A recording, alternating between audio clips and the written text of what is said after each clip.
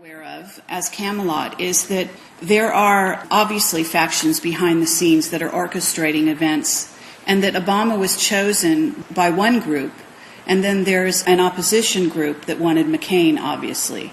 And therefore, one group is absolutely winning at the moment, and that could shift at any time. One of the things that has been going on behind the scenes are a lot of things that we are not hearing about. And therefore, it's very hard for people who see events or even intentions for events and read them on a psychic level to tap into how they're going to actually play out. And that actually gets back to Looking Glass, which is like an alien device for seeing the future that Dan Burish talked about. And here we have Looking Glass having been wrong on a number of counts. One of the things Looking Glass had said is that Hillary would be president. Now, we know that there are lots of predictions that Obama may not make it through to the end of office. There are all sorts of predictions that could change the current timeline that we're on again. So what you have is what seems to be awakening consciousness around the planet that is actually impacting on the timelines.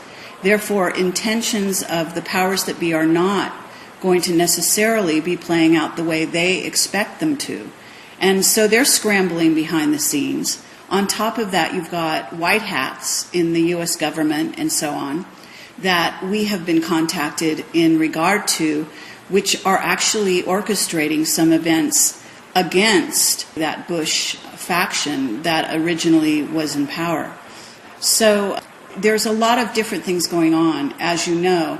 So maybe you want to talk about that. Maybe you want to talk a little bit about some of the things going on in Europe, because we have listeners to this all over the world. And anywhere else in the world, certainly the Russian situation is very interesting as well.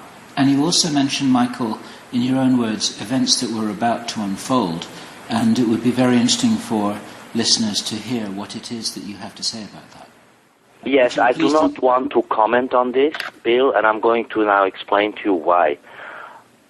I don't want to have any energy strings attached to this, because my work is geared and focused towards creating what I call radiant zones, or places of retreat where we can create new economies. And so my friends and clients and I, we are very active in creating opportunities. For instance, today I came from a meeting where we are creating green, high-tech, new application in the medical business. We're doing a lot of positive things. We're active, in other words, creating what we're talking about, new economies. We're buying gold. We're getting ready for exciting stuff. So you have to understand, you're going to have levels and levels of realities.